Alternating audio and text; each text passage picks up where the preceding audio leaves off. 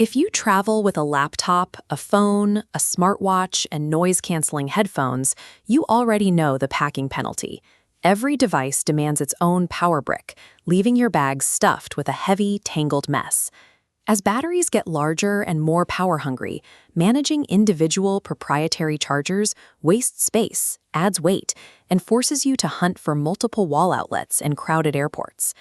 The generic 120-watt multi-port charging brick emerges then as a streamlined alternative, promising a single solution to clear out that clutter.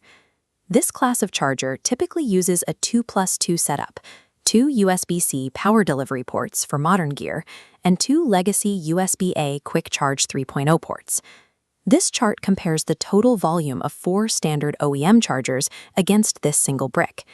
The yellow unit occupies a fraction of the volume, replacing nearly 2 pounds of gear with one pocket-sized block. However, the 120-watt label is often misleading. We need to determine if that represents a sustained flow to all devices or a peak theoretical number that crashes under a real-world load. While the form factor is a dream for minimalist travelers, its actual utility depends entirely on how the internal transformer manages that power. That 120-watt rating is the absolute ceiling of the internal transformer. It does not mean you can pull 120 watts out of every port simultaneously. Look at this internal power schematic. When you plug a single high-performance laptop into port 1, the controller routes a 100-watt stream directly to that device for maximum speed. The moment you introduce a smartphone into the adjacent USB-C port, the charger forces a hard reset to reallocate current. That 100-watt line drops to 65 watts to divert 30 watts to the phone. This renegotiation phase briefly cuts power to the first device. For a laptop under heavy load, dropping from 100 to 65 watts can cause the battery to drain even while plugged in.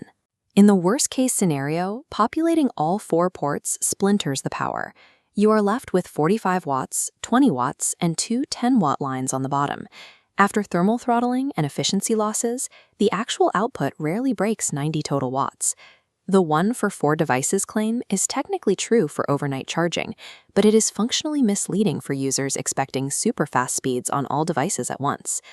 Beyond power throttling, we have to assess the physical risks associated with low-cost, white-label products. A major red flag appears in the manufacturer's own promotional graphics. They proudly advertise a super fast charger, missing a basic spelling error. When a company bypasses basic proofreading, they likely bypassed electrical safety testing as well. Stamping a cluster of unverified regulatory icons next to a generic brand name is common practice for low-quality imports. Premium bricks use overvoltage protection circuits to catch power spikes. These budget models often omit those safeguards to maintain their low price point. When an uncertified power controller fails, it often sends a raw voltage surge straight through the cable, instantly shorting out the motherboard of your phone. Saving $40 on a generic charger creates a massive financial risk for the $1,200 device on the other end of the cable. These super-fast typos are visible evidence of a high-risk manufacturing chain, where lack of precision in the marketing likely reflects the lack of precision in the circuitry.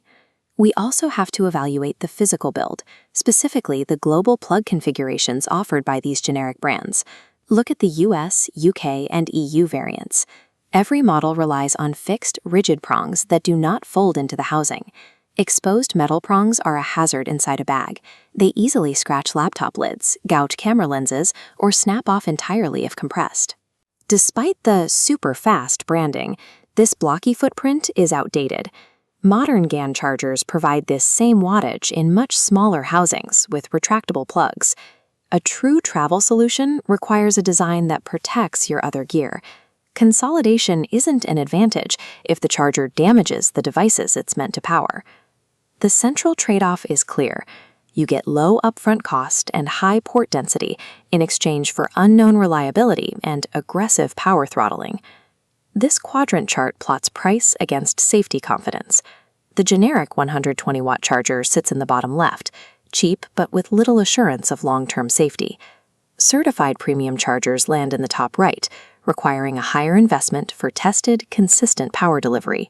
This budget unit is acceptable for low-stakes electronics, like a desk fan or a power bank, in a stationary home environment where it won't be knocked around.